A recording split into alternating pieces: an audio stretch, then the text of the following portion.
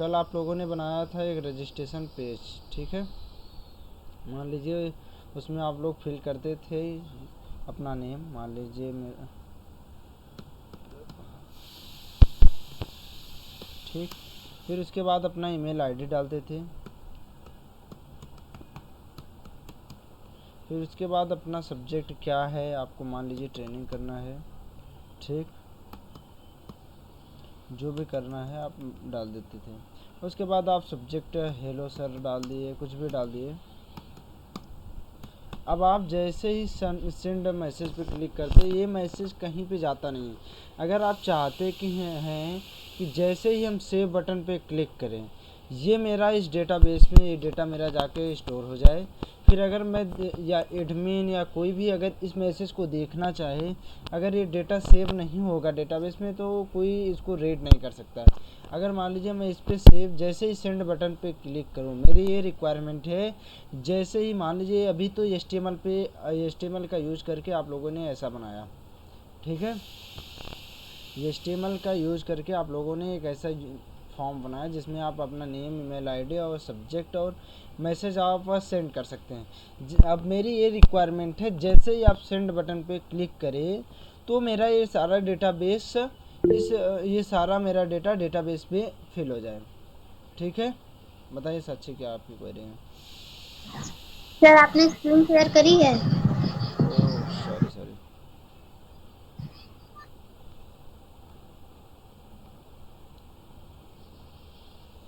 Okay, screen visible है आप लोगों को?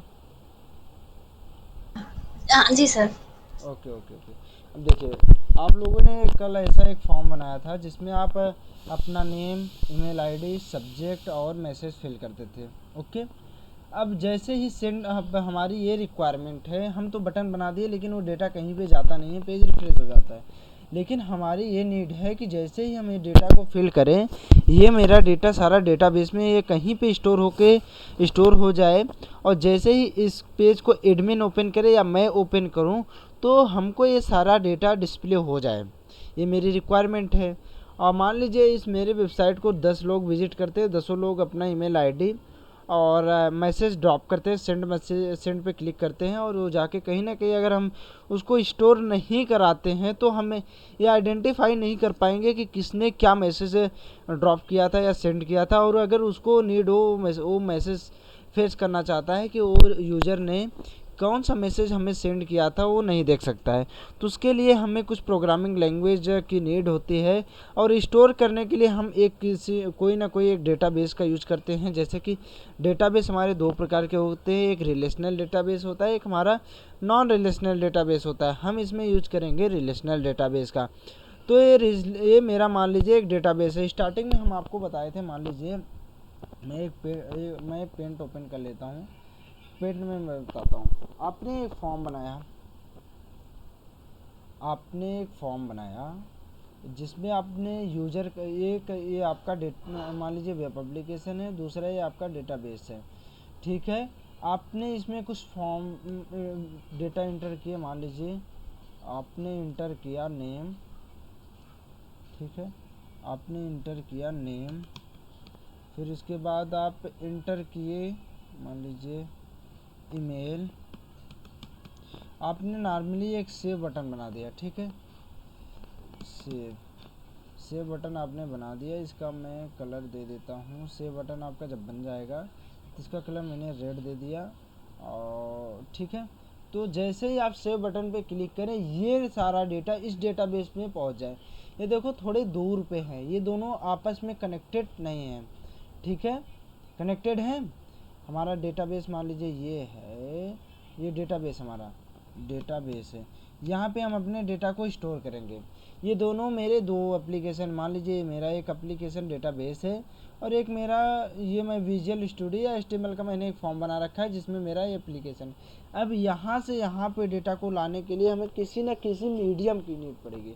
अब हम इसके लिए दो टेक्नोलॉजी का यूज करते हैं। एक होता है हमारा ADO.NET, एक होता है एंटिटी फ्रेमवर्क। इन दोनों का हम यूज इसमें करते हैं अपने .NET फ्रेमवर्क में। एक होता है ADO.NET, ये क्या होता है मैं बाद में आपको बताएंगे। दूसरा होता है एंटिटी एंटिटी फ्रेमवर्क। ठीक है, अब हम इसका यूज करते हैं किसमें, C# में हम अपने यूज करते हैं। मैं ऐसे एक इसको कनेक्ट किया, मैंने एक बॉक्स बनाया, इसका मैं जब .NET, ये मेरा पूरा होल वेब एप्लीकेशन है, इसमें मैंने इसको कनेक्ट करने के लिए मैंने इसका यूज कर लिया। अब ये मेरा होल क्या, ऑल ओवर क्या है, मेरा एक वेब एप्लीकेशन है, इस वेब एप्लीकेशन को मैं थोड़ा सा डिफरेंट कलर्स कर लेता हूँ। ये मेरा होल वेब एप्लीकेशन है, ये मेरा वेब एप्लीकेशन था, मेरा ये होल एक वेब एप्लीकेशन है। इस वेब एप्लीकेशन को हम कनेक्ट कर रहे हैं किसके थ्रू, वेब एप्लीकेशन। ये मेरा वेब एप्लीकेशन है। इस वेब एप्लीकेशन को हमें डेटाबेस को कनेक्ट करने के लिए इसकी नीड होती है। अब हम C# प्रोग्रामिंग लैंग्वेज का क्या यूज होता है भाई साहब, C# प्रोग्रामिंग लैंग्वेज का मेनली यूज करते हैं जैसे ही सबमिट बटन पे क्लिक करें हम चेक कर लें कि ये यूजर ऑलरेडी एग्जिस्ट है या नहीं है, या मैं चाहता हूँ कि मैंने दिया एक मोबाइल नंबर दूसरे मोबाइल से ऐड हो जाए, या कोई भी हमें प्रोग्राम्स करने हो, मीन्स मान लीजिए मैंने 2 डिजिट दिए, एक मैंने दे दिया 5, एक दे दिया मैंने 10, दोनों का सम हो जाना चाहिए 15 हमें आ जाना चाहिए। ऐसे हमें एक्टिविटी, कई प्रकार की एक्टिविटी होंगी। हम बाद में जब प्रोग्रामिंग, जब हम आपको C# पढ़ाएंगे इसके क्या होते हैं, डेटा टाइप्स क्या होते हैं, मान लीजिए इंटीजर वैल्यू दे रहा है, स्ट्रिंग दे रहा है, क्या क्या है, ये सारी चीज़ें हम बाद में बताएंगे। मान लीजिए ऐसी हमें फंक्शनलिटी परफॉर्म करनी है तो हम इसके थ्रू परफॉर्म करते हैं। जैसे मान लीजिए उस दिन शायद अभिषेक ने बताया था या प्रियांक ने, किसी ने बताया था कि हम डेटा हाइडिंग भी करते हैं। हाँ, उसको अगर हमें अचीव करना है तो हम C# का यूज करके उसमें हम ASP.NET MVC या .NET का कोई भी फ्रेमवर्क, हम ये सारी चीज़ें यूज करते हैं। फ्रेमवर्क उस दिन मैंने बताया था फ्रेमवर्क क्या होता है। और C# क्या है, C# एक प्रोग्रामिंग लैंग्वेज है जो कि ये टाइप से प्रोग्रामिंग लैंग्वेज हम बोलते हैं, ये एक प्रकार के ऑब्जेक्ट ओरिएंटेड प्रोग्रामिंग लैंग्वेज होते हैं। ऑब्जेक्ट ओरिएंटेड प्रोग्रामिंग लैंग्वेज हमारी क्या होती है, उस दिन मैंने बताया था कि यह एक प्रोग्राम लिखने का पैटर्न है या तरीका है, जैसे कि इसमें इसके कुछ रूल्स एंड रेगुलेशन होते हैं। जो भी प्रोग्रामिंग लैंग्वेज इनके रूल्स एंड रेगुलेशंस को फॉलो करते हैं उनको हम ऑब्जेक्ट ओरिएंटेड प्रोग्रामिंग लैंग्वेज कहते हैं। जैसे कि हमारे class, object and polymorphism, abstraction, encapsulation, inheritance, ये सब होते हैं। ये सारे इनके प्रिंसिपल्स होते हैं। जो भी प्रोग्रामिंग लैंग्वेज इनको यूज करते हैं उन्हें हम ऑब्जेक्ट ओरिएंटेड प्रोग्रामिंग लैंग्वेज कहते हैं। जैसे कि हमारे C#, पाइथन, C++, जावा ये सब हमारे ऑब्जेक्ट ओरिएंटेड प्रोग्रामिंग लैंग्वेज हैं। ठीक है, अभी हम C# को थोड़ा सा डिले करेंगे। C# रेडियो .NET फ्रेमवर्क और .NET फ्रेमवर्क को थोड़ा डिले करेंगे। हमने एक HTML का फॉर्म बनाया जिसमें नेम, यूजर नेम और सारे डेटा को हम फिल करा रहे हैं। उसे बटन पे क्लिक करते ही हम एक डेटाबेस बनाएंगे। मैनुअली हम डेटाबेस में हम डेटा को इंसर्ट करेंगे। डेटाबेस हमारा क्या है, SQL सर्वर, इसमें भी हम डीपली में मैं आज थोड़ा सा आपको टेबल वगैरह क्रिएट करने का नॉर्मली बताएंगे। उसके बाद डेटाबेस क्या है, बेसिक चीज़ें हम बताएंगे बाद में। आपको मैं ऐसा समझा रहा हूँ कि आपको थोड़ा सा पहले इसमें आप कैसे काम करेंगे वो समझ में आ जाए, फिर मैं बाद में डेटा टाइप इसमें भी होते हैं, हम टेबल क्या होता है, स्कीमा क्या होता है, कमांड्स क्या होते हैं, कितने प्रकार के होते हैं, ये सारी चीज़ें हम बाद में बताएंगे। जैसे कि मान लीजिए हम कोई भी डेटाबेस क्रिएट करने के लिए हम 2 कमांड का, एक हम पहले क्या करते हैं, डेटाबेस को क्रिएट करने के लिए हम क्रिएट कीवर्ड का यूज करते हैं, और डेटाबेस क्रिएट करना है तो हम डेटाबेस लिखते हैं, और डेटाबेस का नाम हम दे दिए ITSRS ट्रेनिंग दे देते हैं। मान लीजिए ITSRS हम दे देते हैं 2023। ठीक है, अब हम क्रिएट कर देते हैं। आप डेटाबेस का कोई भी नाम ले सकते हैं। अब हम डेटाबेस का ये कैसे इंस्टॉल करेंगे हम आपको अभी बाद में बताएंगे, कैसे इंस्टॉल करेंगे और कौन सा वर्जन इंस्टॉल करना है हम आपको बताएंगे। ये देखिए डेटाबेस हमारा क्रिएट हो गया। ये देखिए हमारे कीवर्ड है क्रिएट और डेटाबेस, और इसके बाद हम ये किए हैं अपने डेटाबेस का नाम आप कुछ भी दे सकते हैं। ठीक है, यहाँ पे आप अभी देखेंगे यहाँ पे कोई भी टेबल नहीं है यहाँ पे, देखेंगे इम्पटी टेबल है। ठीक है, अगर हमको टेबल क्रिएट करना है तो हम सिंटैक्स वाइज क्रिएट कर सकते हैं, create table, table and table का नेम दे देंगे यूजर, आपने यूजर के लिए दिया था, और इसमें कुछ कॉलम हमें देने हैं, मान लीजिए यूजर नेम। इसका डेटा टाइप अभी हम क्या होता है आप छोड़ दीजिए, मैं बाद में बताऊंगा। यन वेर केयर, आप वैसे नॉर्मली रट लीजिए कि क्या होता है, मैं बाद में आपको बताऊंगा कि क्यों देते हैं, क्या है इसकी। मैंने एक यन वेर केयर क्या होता है, इसमें आप करेक्टर और मान लीजिए स्पेशल सिंबल भी आप इसको होल्ड करा सकते हैं। इसके बाद हम इसकी साइज़ दे दिए 50, और इसके बाद हम दे देते, आपने क्या दिया है, एक और दूसरा फील्ड यहाँ पे आपने दिया है ईमेल आईडी। ठीक, ईमेल आईडी का भी मैंने ऐसे कर दिया, ईमेल आईडी के लिए मैंने यहाँ पे दे दिया और ईमेल आईडी, इसका भी मैंने data type nvarchar दे दिया, यन वेर केयर दे दिया मैंने। इसकी भी मैंने लेंथ दे दिया 150, और उसके बाद हमारा है मैसेज,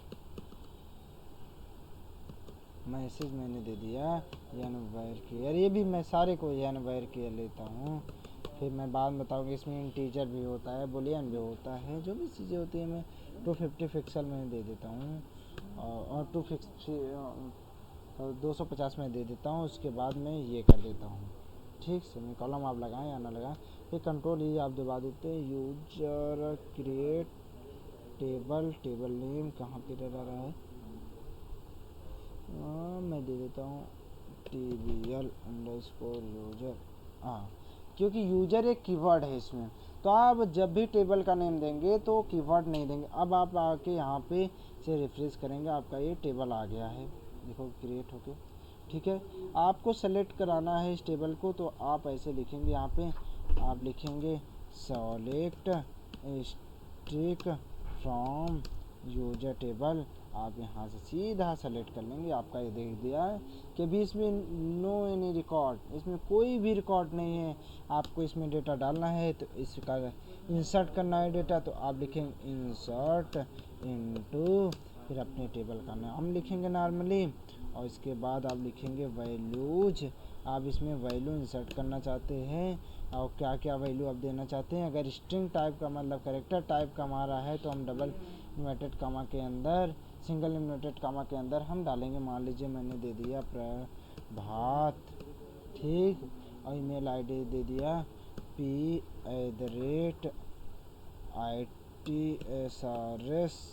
p@itsrs.com। उसके बाद मैंने दे दिया मैसेज हेलो सर। ठीक, अब मैं इंसर्ट मारता हूँ। इंसर्ट मारने के लिए मैंने इसे सेलेक्ट किया या एग्जीक्यूट पे क्लिक कर दिया। ये 1 रो अफेक्टेड, मतलब एक रो हमारा इफेक्ट कर गया है। अब हम इस पे आएंगे, ये देखिए आपका डेटा है। इतना मैंने बहुत जल्दी से बता दिया। अब यही काम जो मैंने डायरेक्टली मैन्युअली जाके किया, अब ये मेरा ऐसे save button, send button, message पे क्लिक करे, मेरा डेटा पहुंच जाए, ये सारा काम हमको सीखना है। ठीक है,